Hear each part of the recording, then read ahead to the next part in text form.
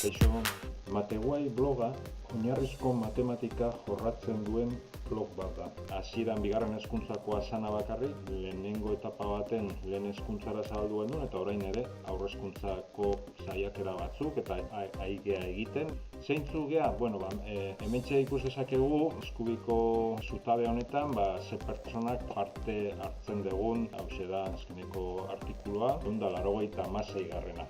Orain dela 5 urte edo hasi ginen proiektu honekin, 5 urtetan 200 artikulu edo, 40 artikulu gutxi gora bera urtean argitaratzen die. Saiatzen gea argitaratzen, matematikaren inguruko tresnak, aukera, berriak, normalean irakaslegoak jakin ditzan edo ezotu ditzan, gero ematen dugu proiektu kolaboratiboen berri. Gaur egun hezkuntza munduan indarra handia hartzen lankidetzan oinarritutako proiektu guztiak eta orduan matematika arlotik ere, saiatzen dira horren berri ematen. Hirugarren atal bat, administrazioarekin erlazionatutako kontuak, adibidez, aspaldiko partez, die matematikako klaseak emateko zerrenda. Beste gai bat, eta hau izaten da gehien zaintzen duguna, da prestakuntzarako aukeran berri ematea. Baita, ematen dugu jardunaldien berri, ematen dugu gure inguruko eskolen berri. Horrez aparte, Mateguaiaren inguruan badaude beste proiektu batzuk ere,